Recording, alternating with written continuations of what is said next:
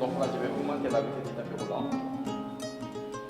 Là, je peux l'augmenter progressivement. Là, on est à 2 km/h.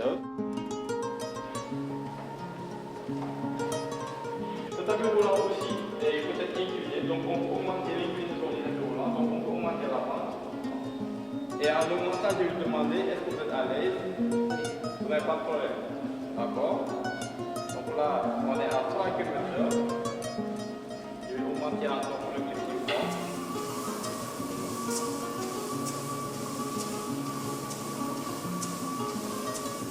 Si elle continue sur la marche, elle va se fatiguer plus tôt. Donc c'est ce qui explique le changement de mode de locomotion pour faire des économies d'énergie.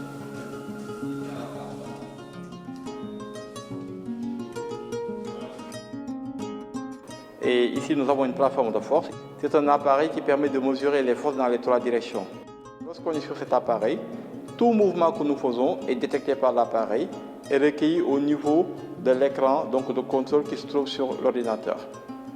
On peut tester ce qu'on appelle la stabilité posturale. Par exemple, quelqu'un qui a un problème de déficit du contrôle moteur, donc on peut le mettre dessus et comparer ses résultats avant et après un programme, par exemple, de rééducation. C'est-à-dire pour voir est-ce qu'il évolue donc de manière positive dans le cadre de sa rééducation.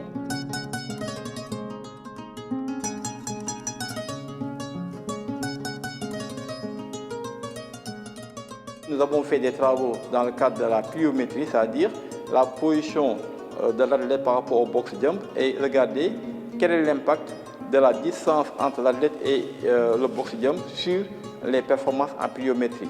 D'accord? Parce que la pliométrie, vous savez que maintenant c'est un aspect fondamental dans le cadre de la musculation chez beaucoup de sportifs sur le plan mondial.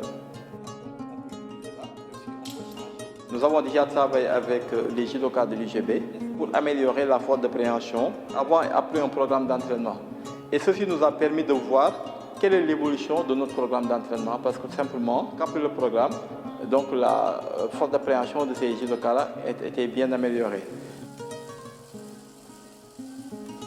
Dans ce laboratoire, nous recueillons tout public, donc qui va en fait, de la personne qui veut perdre du poids, à la personne qui est obèse, qui veut aussi perdre du poids, et qui est une personne aussi malade, par exemple quelqu'un qui est diabétique et qui veut contrôler sa glycémie, une personne aussi qui a en fait, un déficit du contrôle moteur, par exemple quelqu'un qui a eu un AVC, donc qui veut faire une éducation post-AVC, mais aussi quelqu'un qui est blessé, qui a n'importe quel type de traumatisme qui touche les articulations. Si vous arrivez ici, on a des appareils qui vous permettent d'améliorer votre condition.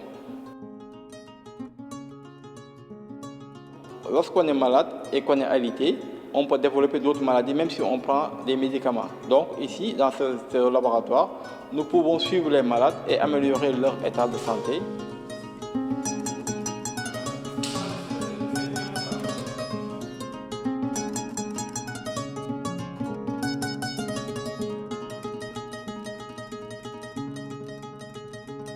Nous avons travaillé depuis 2015 avec au moins 50 étudiants en master qui ont eu à faire le travail de recherche dans ce laboratoire, donc avec des sujets divers qui vont de la rééducation post-AVC au contrôle de la glycémie, le contrôle de la masse corporelle chez des sujets obèses et ont eu des résultats très probants. Il y a certains de ces étudiants qui sont inscrits en thèse.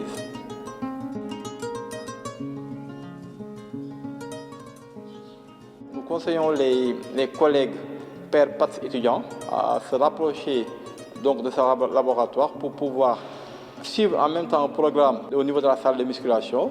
Mais avant d'aller dans la salle de musculation, ils peuvent passer au niveau des laboratoires pour une évaluation.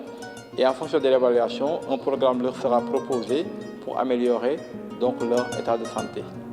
Nous avons des programmes qui permettent par exemple de recouvrer la mobilité chez certains patients qui ont eu des blessures, par exemple des entorses mal soignées. Nous pourrions éventuellement les aider à recouvrer leur mobilité pour leur permettre de vivre dans de bonnes conditions.